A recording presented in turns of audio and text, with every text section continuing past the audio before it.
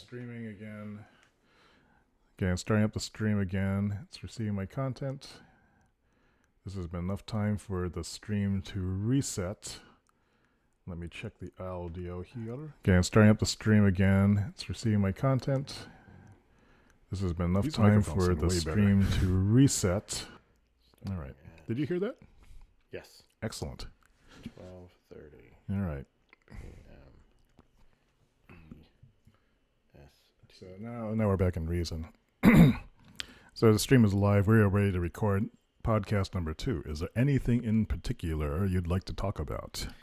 I don't know. I guess games and movies and stuff. Oh yeah, games and movies. Get a little nerd. Get our nerd on. Get our 30 nerd minutes. on. Okay. Get a nerd on for 30 All right. Are you ready? minutes. Are you ready?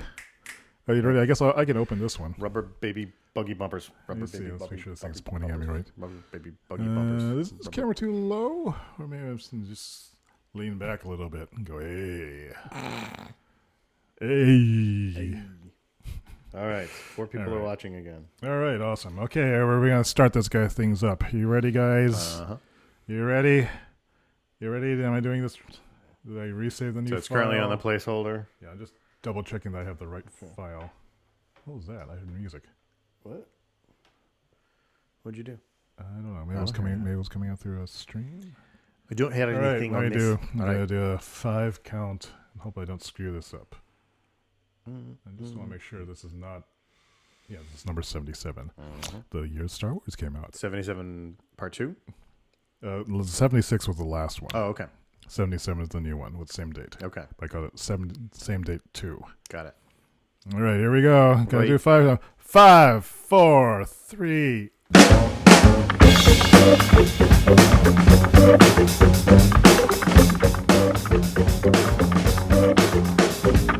Welcome to the podcast. I am designer Dave Say. And I am photographer Sid Caesar. There we are.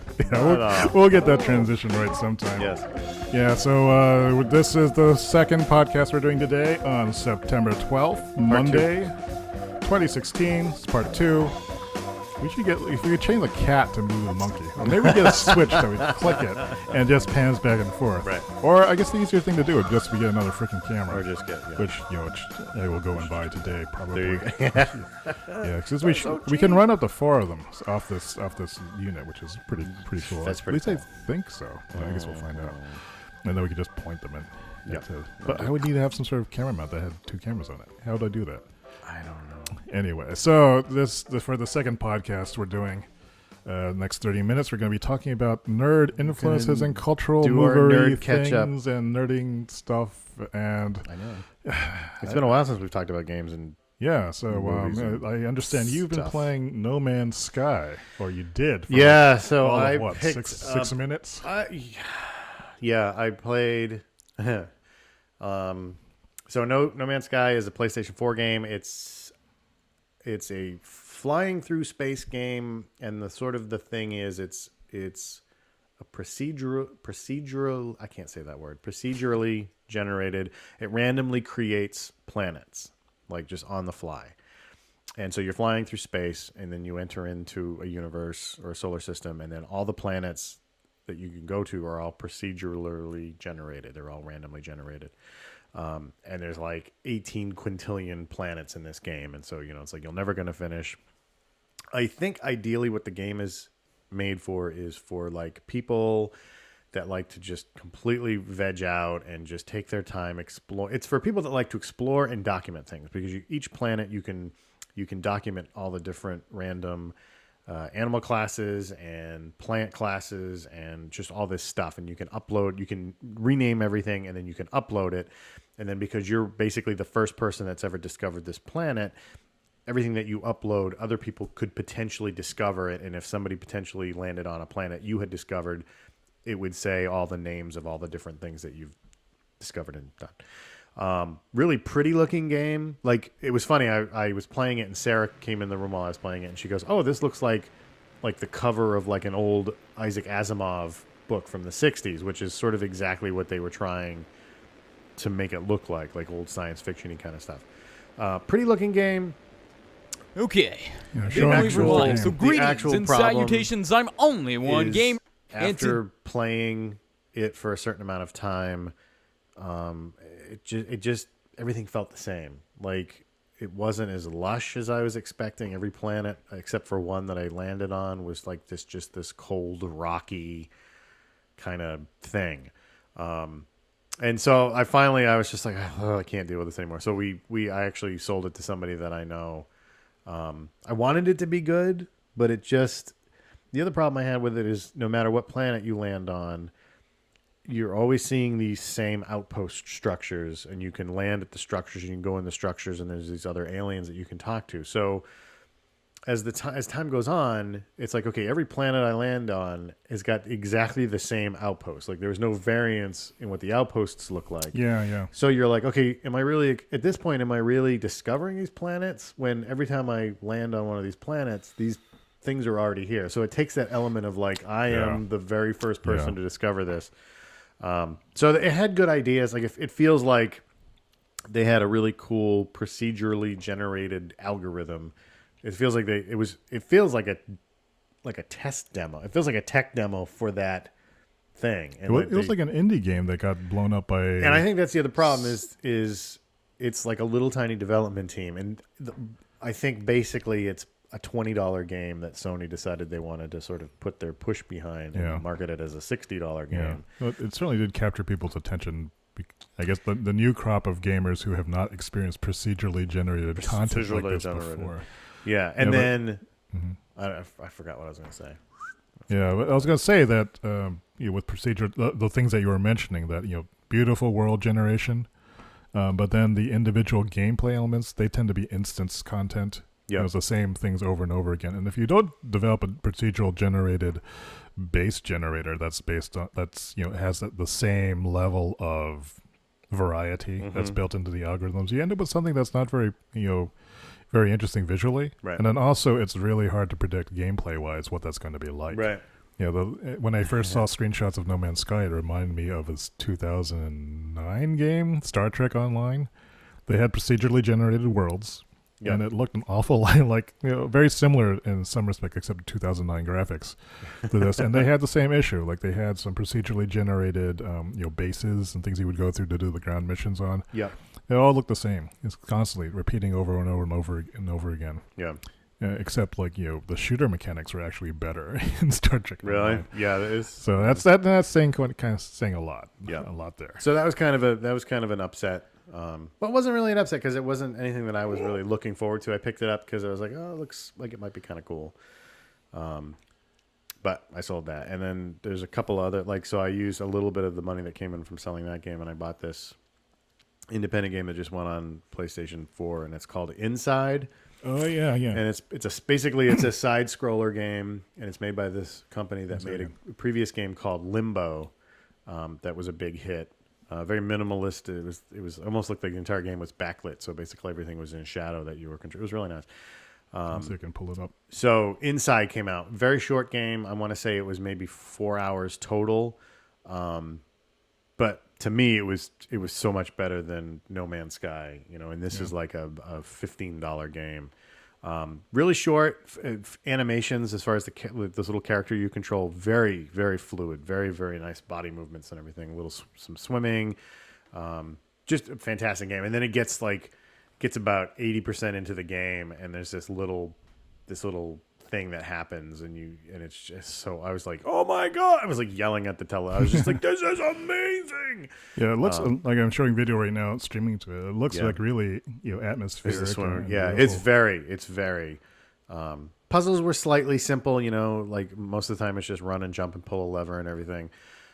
There's no. I don't think there's any audio. There's no talking characters and everything.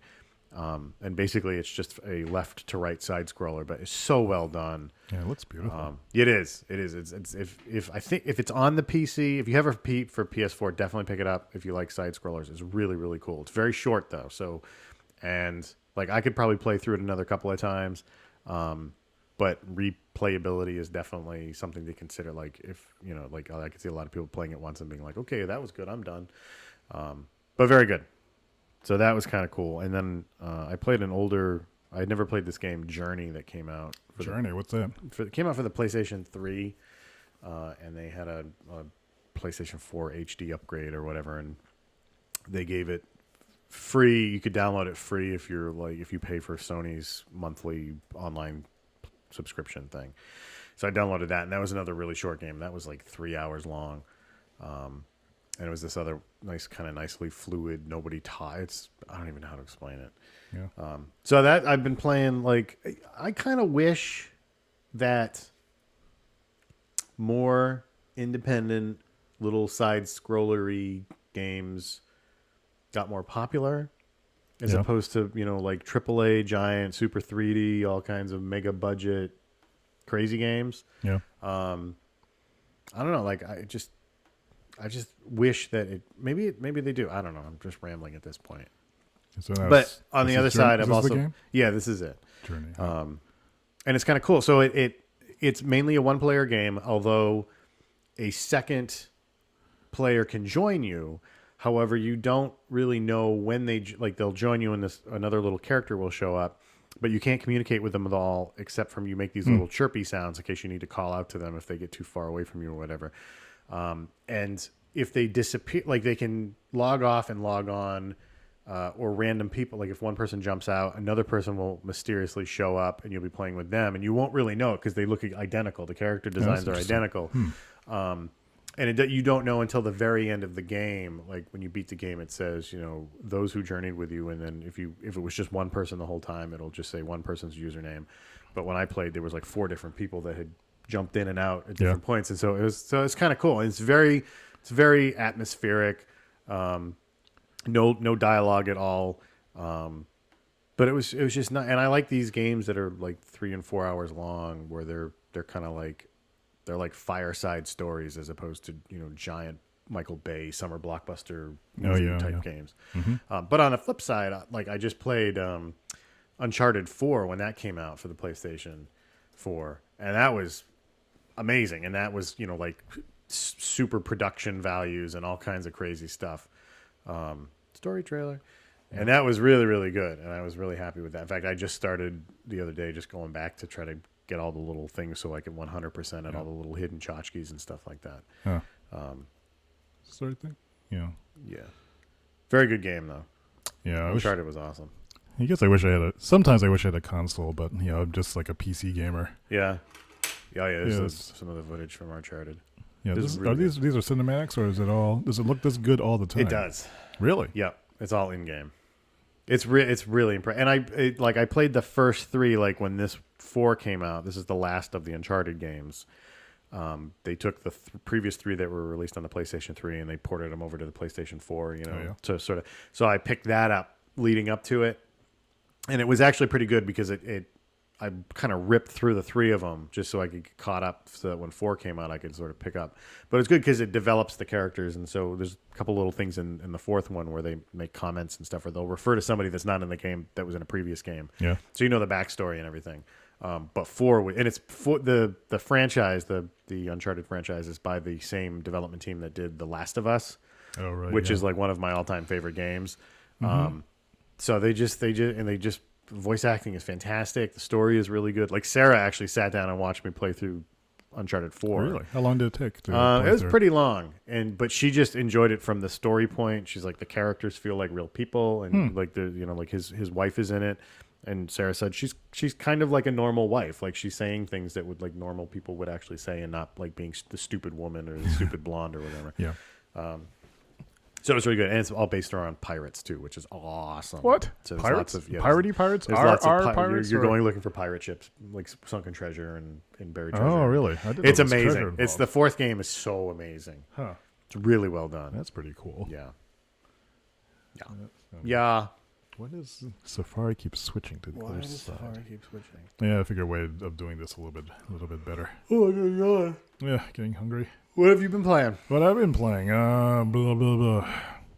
I haven't been playing in many games. I've been playing with all this video. Yeah, you've been stuff, like every day, and then I've been working on my doing the 15-minute thing in the morning, which I'll talk about later. But like the couple of games I've been playing lately are Battlefield 4, which is the old one. Okay. Battlefield 1 is coming out. Yeah. I think. Did it come out already? It's getting ready to. It's October, I think it is. The beta, the multiplayer beta. Yeah, they were doing the open beta last week, which I completely missed. But the trailers I saw looked amazing. Yeah. And I've been playing Rainbow Six. Oh, So let's see if I can pull you're this. crazy with all these first person. Well, you're playing with other people though, right? Like you're playing Yeah, with well, your like my cousin? friend Dom, who's who I went to grad school with. Like he's been, I didn't know he was like this hardcore like PC gamer guy. Yeah. So he's been like, yeah, I don't like playing like multiplayer PvP games because I get all nervous about it. And the one story I remember is when I was in the 3rd or 4th grade, getting yelled a lot about being offside all the time. I had no idea what way I'm offside. How do you know if you're onside? Where's the onside? It says you're just offside. Don't be offside. And so I associate like sporty type things like this type of like you're on a team, not screwing up. And I would be like, I'm really sensitive to it. I don't want to screw up. I don't want to let people down. This is like one of my biggest things. You don't want to it's fail. It's a fear. It's anxiety. It stresses me out. And so, like playing multiplayer on online games, I never play PvP. Which is like a big part of these types of games. Yep. But Dom doesn't have that problem. Dom just runs in and says, "No, dude, you just go in there and it's like, you just chill out." Yep. Man. So it's like, oh, I blew up the bomb. Oh, well. Oh, well. Whereas, like, I remember, and the second time I remember when I was playing World of Warcraft for the first time, this was in vanilla, when a Jest came out. And I had no idea really what any of these MMOs were like. So I was playing a healer, and I went into what I thought was a regular instance, but it turned out to be this kind of like really important dungeon. I was just going, la, la, la, la, here, I'll help, la, la, la. Oops, like I wiped the party. Right. Oh, well. And I didn't wipe the party at the very end of it before all the loot was to be gotten. And I was like, oh, why isn't anyone talking to me? Is my chat working? And then everyone just quit the party. And I was like, then I realized like, oh no, I think that was something that was important. And then after that, I felt really super bad about it. For some reason, I'm just sensitive to stuff like that. I don't know why. But let me see if I can pull up these games.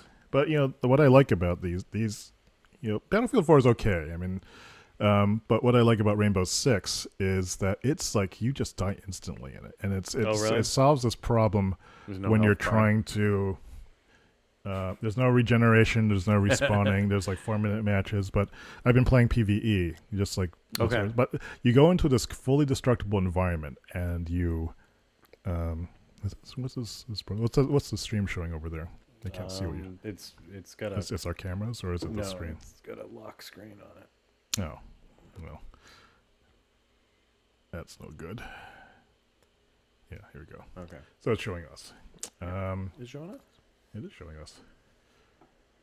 We got 5 people watching now. Oh, well. Hello, 5 So people. anyway, I'll just see if I can pull up Rainbow Six here. Rainbow Six Siege trailer, so people...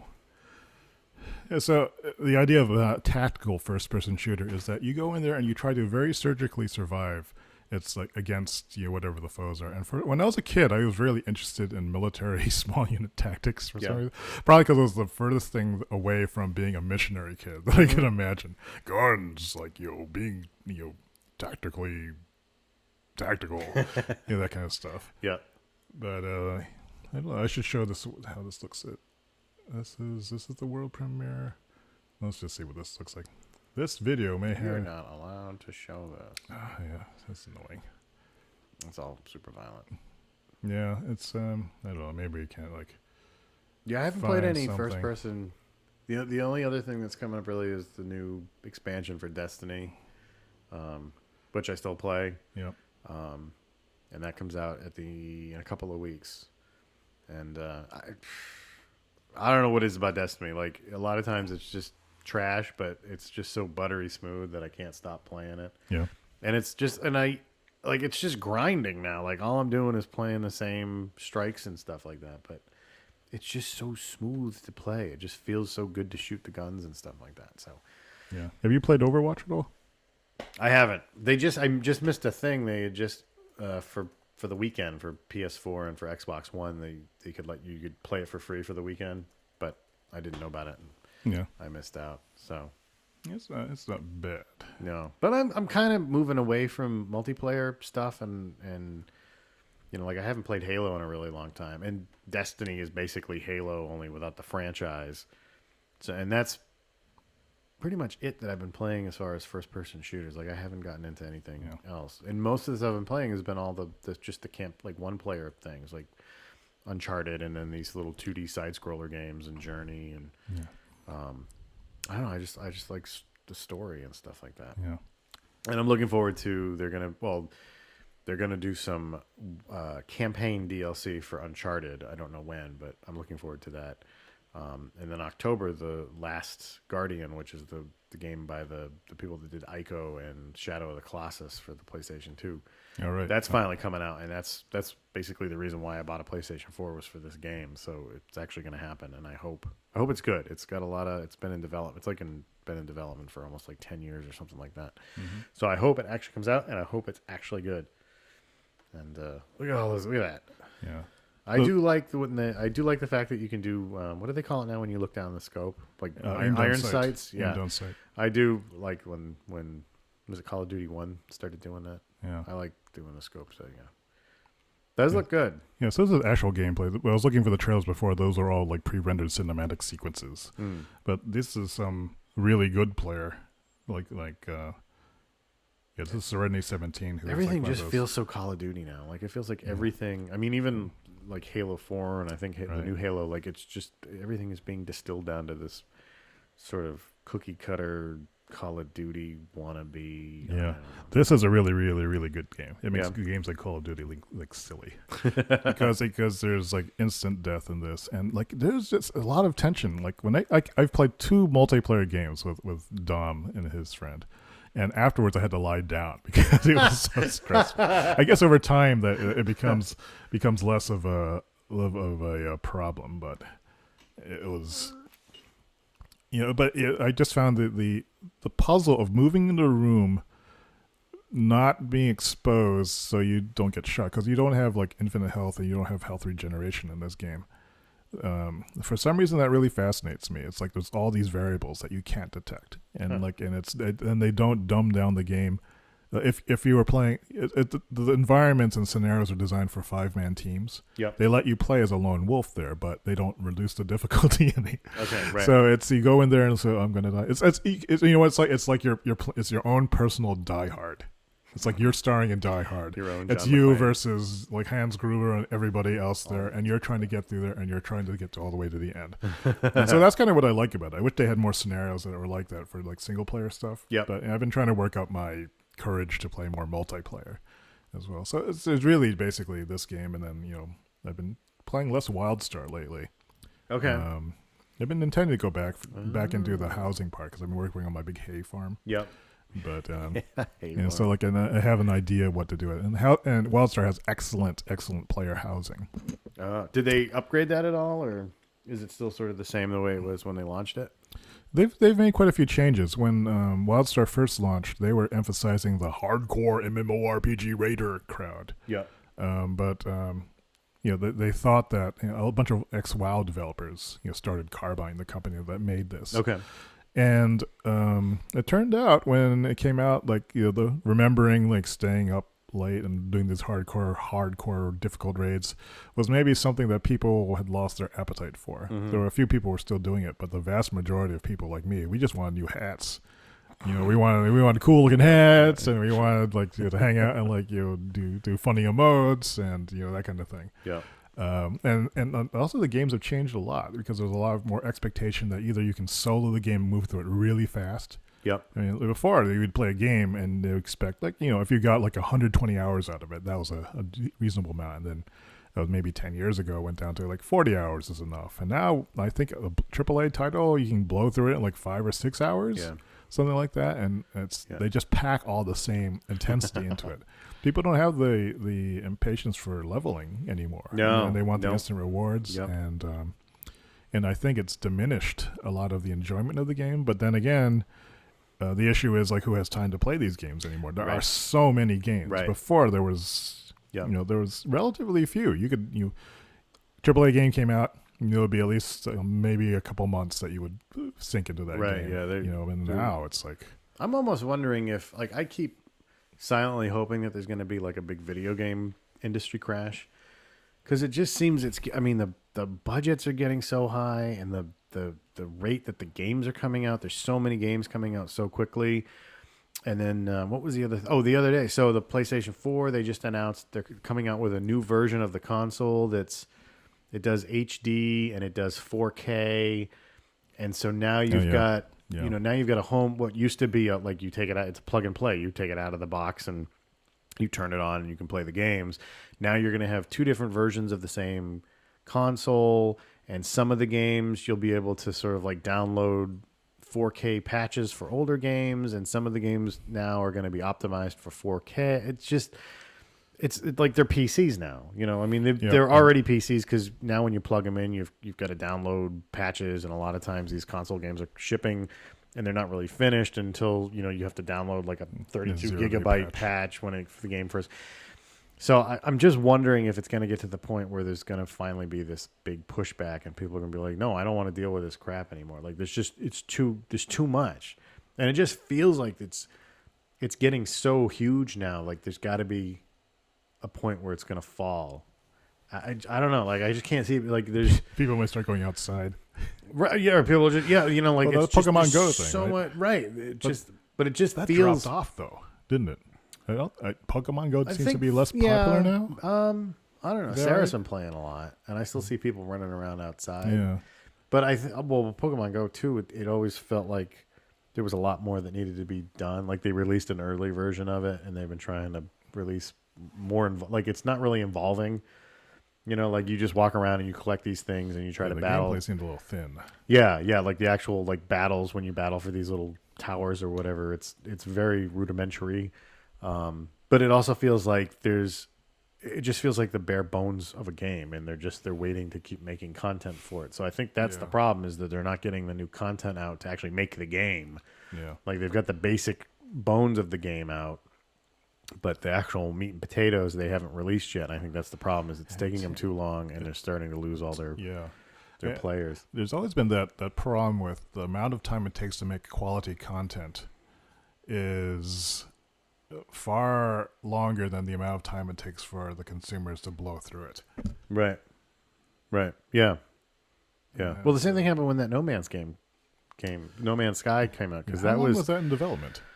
That was a long time. And the big fallout too is the guy was very political when he would, and they like he was on every night every nighttime talk show, and they were promoting the hell out of this game, and they would ask him these questions, and he was very political on how he was avoiding answering specifically what they would ask him, because I think he didn't want to.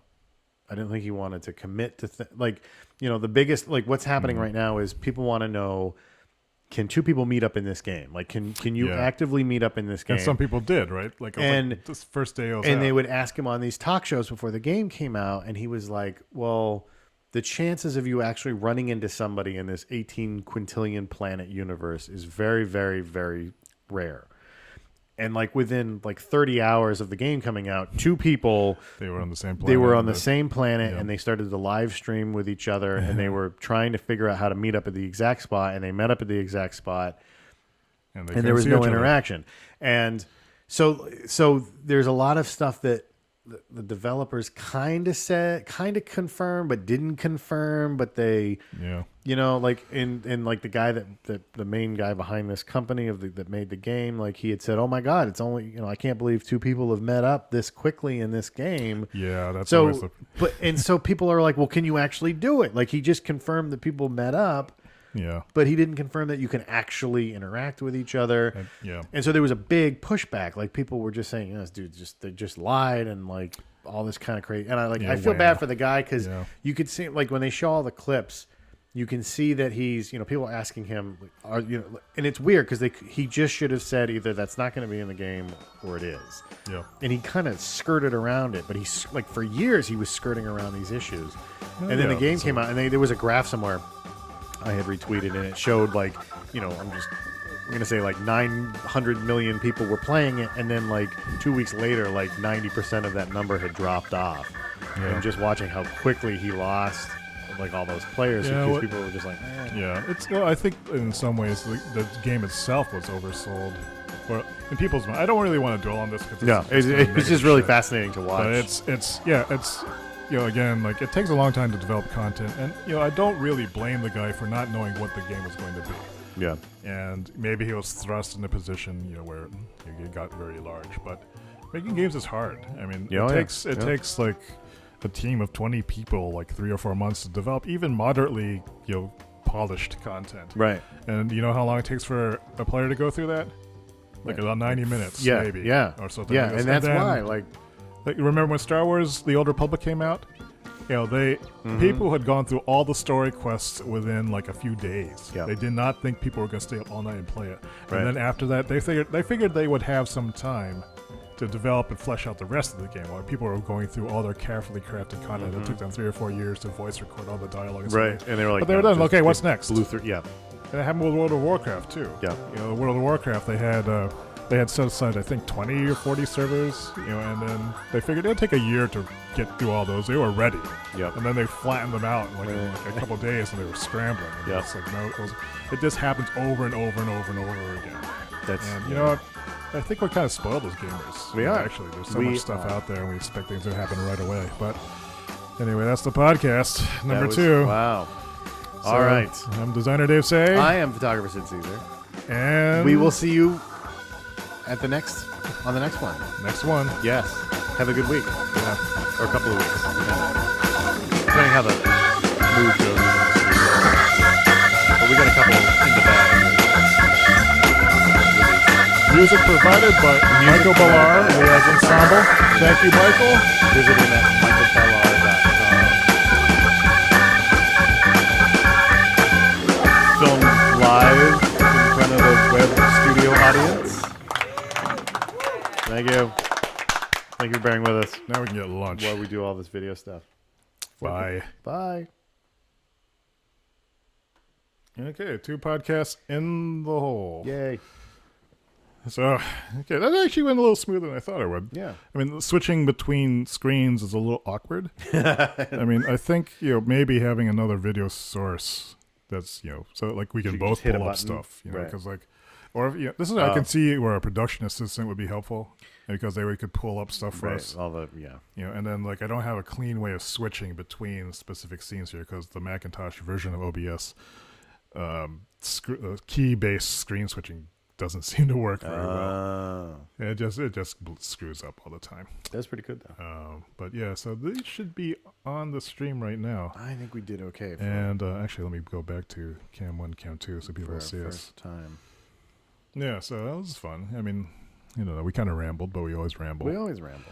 But like all those podcasts that we just do live, just I guess it works.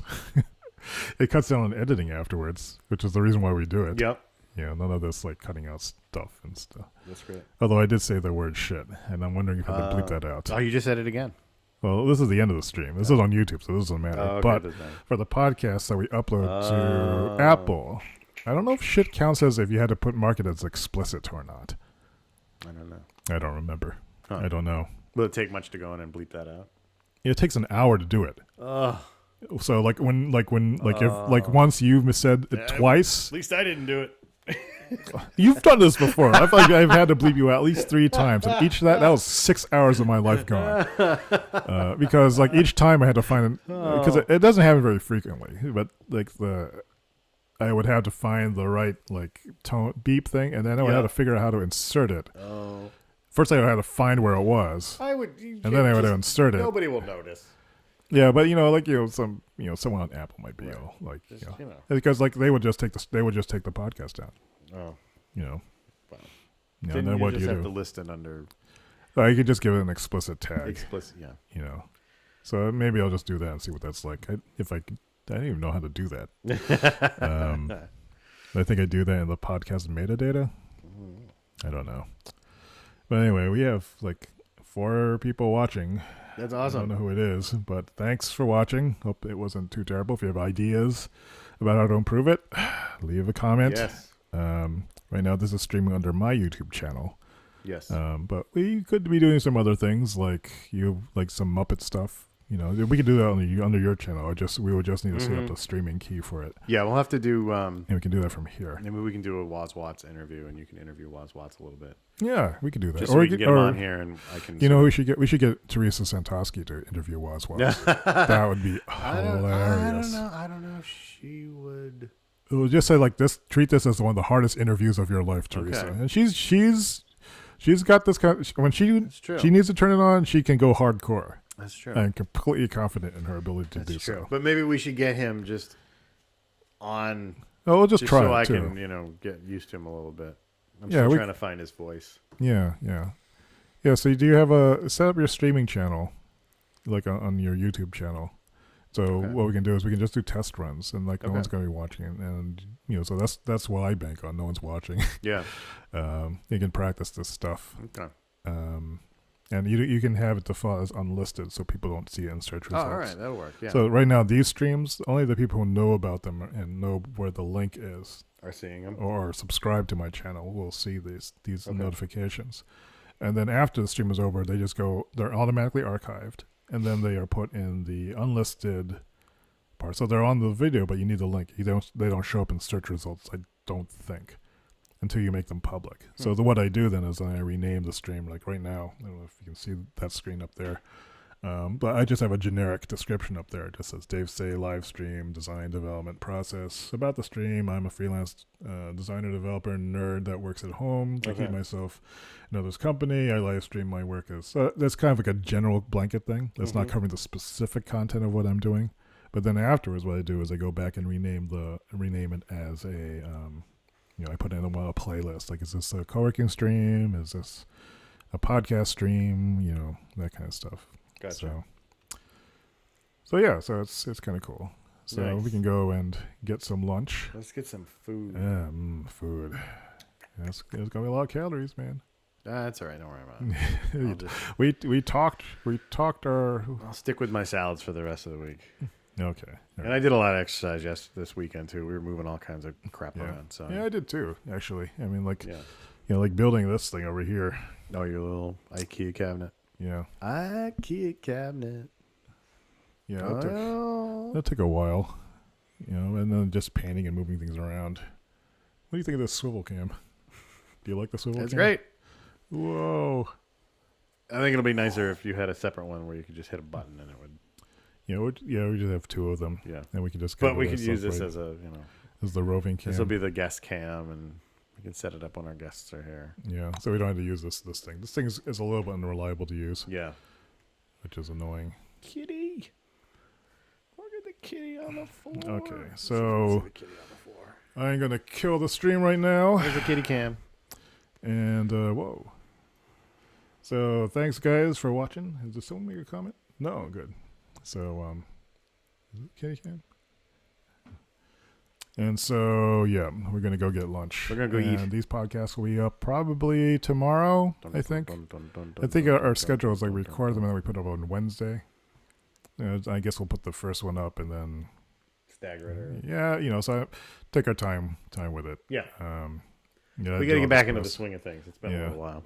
Yeah, and I had to it actually is a bit of work to edit these things. The video was a new thing. I had to set the start and ending points of the actual podcast part. So all this live chatter stuff won't be in the official podcast archive. I also need to remember to wear long pants next time. Because I'm sitting here like this, like I'm like I don't know. I feel like a girl in the nice first gams. Day. Yeah, nice gams. Look at the gams on that legs there. They look all shiny. Yeah. Hubba. That's what your Patreon people are contributing to. Yeah. It's like there's like leg here. And there's like I'm Dave and this is my leg.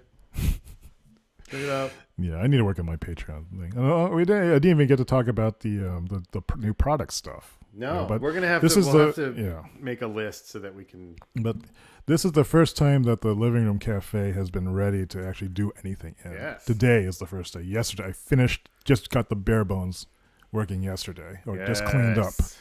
And so now I can start doing the live streams up here. I have another piece of gear coming in here, so I don't have to pull everything up here all the time. Yep. So that would be good. Good. And I think it'll be a worthwhile investment. And can start streaming some more specific things in a much nicer environment. I'll show you the downstairs before we go. Yeah. Yeah, but okay, I'm gonna cut the stream and let me go to cam 2. I need to set up. I need to set up a switcher thing. Yeah. The Mac thing does terrible. So thanks for watching, guys, and I guess we'll see you next time this Please stream come stuff back happens. At next least time we I'll do be it. on. Come and visit us I'll again. be back. I'll be back on doing something boring like Yeah, you'll see him JavaScript. again soon. Yeah. I'm here all the time. Bye. Bye. See ya. So now I got to count to 10 because the stream will cut off quickly. Oh. 1, 2, 3, 4, 5, 6, 7, 8, 9, 10.